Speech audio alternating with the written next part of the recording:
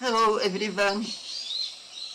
Today I would like to continue with my story about my spinal cord injury. In part 1 I'm talking about how and why it happened. In this part I will tell the story of my recovery.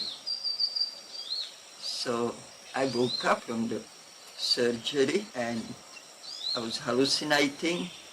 I was talking to my neighbor, our family friend, and she had a uniform as a nurse. She was sitting on the ground opposite me, close to the entrance door, and we were having an amazing chat together. And I was impressed because in communism, everybody who was adult has big authority and acted upon it, but this nurse, she was my equal. We were on the same level, and that was precious for me.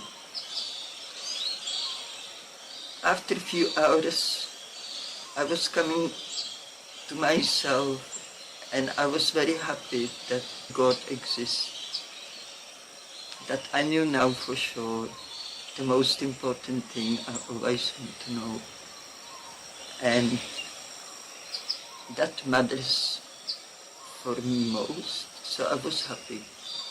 Whatever was going on didn't concern me, because I knew in my heart, in all my being, there is a God. I was in a room that was very strict. We were in a way locked in. Nobody can come visit, only the staff who work in there, and they have a special code to get in. And no other things from outside could come in, even books or anything. I was begging for books. But in the end, they actually somehow managed to give me this, I don't know the name of it, comics book, about those boys called Rychlé šípy, Fast Arrows. It was very popular in those days, but I would not read it otherwise. That was too for boys kind of thing. But anyway, I enjoyed reading it. So I was in a good place. Plus, I was free from abusive environment, unhealthy environment, and I was treated by everybody very well. So because I was on such a strict ward, I have 2 visits from my parents.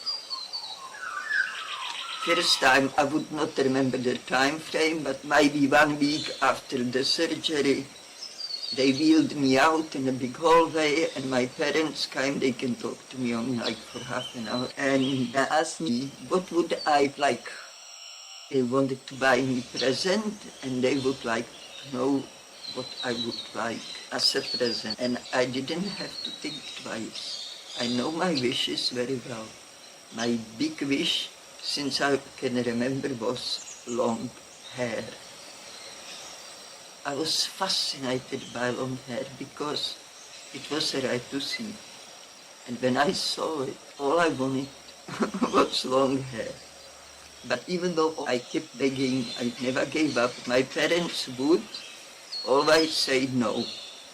And when I asked why, they said I would have a cross eyes and it's too much work to take care of long. So here I was. As soon as they asked me what I want, first thing come to my mind, and I straight away said it, please let me have long hair. And you know what? I got that wish finally granted. This have to happen. They have to feel such a sorry for me. They let me finally have long hair. I was very thankful. Another happy thing, I was sure now that God exists. I was away from abusive environment, could grow long hair. I was happy, but there was still one thing missing, and that was fruit. And now in our room there was 2 boys after brain surgery, With one it went wrong, so I could not really have a conversation with him. The other boy, he was much better. We talked, but it wasn't long after his surgery. He still couldn't walk, and he had to learn how to write properly, but that also supposed to improve with the time. Anyway, I can talk to this boy. Then there was a boy who was in a court. He was maybe a 7-year-old, and they were sucking the phlegm and everything out of him. He had a hole here, and he had somewhere else where they fed him straight to his stomach, and they fed him blended fruit. And I could smell it, and I said, I smell fruit, what is it? And the nurse would tell me what's in the mix, in the blend mix. And I said, oh, can I also have blended fruit? And she said, no, that's only for him. And I was so upset. That was for me most difficult thing, to live on that hospital food. I couldn't run around the village and pick my own fruit to eat, because it was that time of the year when fruit on the tree and in the meadows. My parents, before they left from the first visit, they asked me what I would like for them to bring me next time they come visit. And I said to them, please bring me a bag of cherries. And so next time they came over, they brought the cherries. Actually, the nurse viewed me, it was beautiful summer day, viewed me all the way in the garden under this big tree. I remember till today I lying under this beautiful big tree and munching on the cherries, talking to and then my parents said, soon it's time, you have to go. Let's say goodbyes before the nurse comes to fetch you. And when they said that, I said, yeah, but I didn't finish my cherries. I need to finish my cherries, please let me have my cherries with me. And they said, look, we can't do it. We were told we can't give you nothing to take in your room. But I was so desperate for those cherries and so upset that I can't have them. So oblivious to the rules of the war, how come I can't have a cherry? So they smuggled them somehow under my nightie or something, I don't know. I don't remember that detail, but they helped me to hide and give me good advice, because I was a bit silly on that line, how to hide them properly. But in the end of the day, I was an innocent child, and as I ate a cherry in the room, secretly under the blanket, the red cherry juice was evident on my lips. So when the nurse came to turn me around the bed, she noticed that, and she knew that I got the cherry in the garden, and she said, where is the cherries? And I was so scared. I was very scared of any authority, and I was starting apologizing right away. But I was really sad that she's going to take those cherries away from me. That was my biggest sadness about it. So she took the cherries away. We got away with it, like my parents and stuff.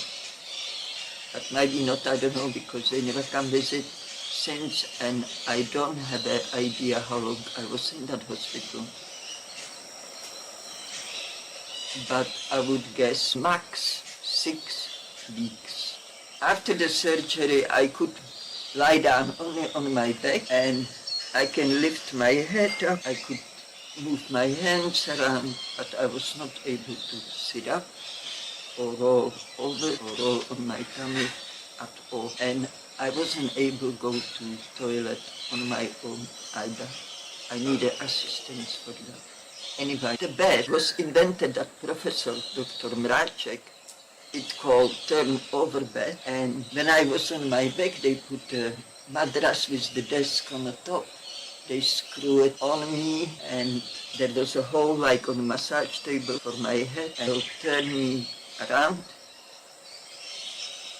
and unscrew from me the part I was lying down previously. It was smart bed. It was to prevent the bed sores because I could not really move my legs around at all at that point. Anyway, I want to mention the boy who was fed by only blended fruit straight into his stomach somehow. I was still there. When he recovered, they took all the pipes, whatever he has attached to him. They sealed the hole in here, and they took the bed sheet, which was always over his cot, unless they went attend him. And when he recovered and he could get free, start walking and everything, free from the attachment, he was so fit. That boy was full of beans, so much positive, beautiful energy. That child lived at least 2 months just on a fruit, because he was already there for a while when I arrived. It totally amazed me. He was full of energy, running, jumping, laughing. He lived it to the max. Even he was in this white, very sterile hospital room without picture or anything, nice view out of the window. He left next day. Only when I was eating fruit for a while, I remember that boy, and I said, I'm not wondering, he's so full of dreams and so positive and so happy. He finally ate his natural food. It's beautiful, beautiful story. And I'm sure the fruit helped in his recovery. And I believe the love for the fruit also helped in my recovery. So there came the day when my parents got the news that I'm done in that hospital. They helped me as much they could, and I have to go home. And my mom, she said, what do you mean she have to go home? She needs 24/7 care. She needs help with elimination. She needs help with everything and turning around in a bed and stuff. How I'm going to manage to do that? I have at home 2 more kids, one 4-year-old, one 15-year-old, 14-year-old, and I have 2 jobs. And how are we going to manage? If I stop working, I still would not know anyway how to take proper care of my daughter. Plus, she needs somebody do some exercise or something. She can't just lie down like this forever. But all they were saying, look, not our business, we done what we could. We just have to take her home. That's all we can. Obviously, there was no follow-up. That wasn't organized by government. Any follow-up for those kind of scenarios. So what really happened, where I went, what happened next, you will hear in part number 3, 3 in Czech language, 3 in the 3rd part of this story, because my recovery was long and there is heaps I have to share with you about it as well. So don't forget about love. Cultivate the love in your heart. Give it, receive it. Love your enemy. And lots of love to you all. Till next time.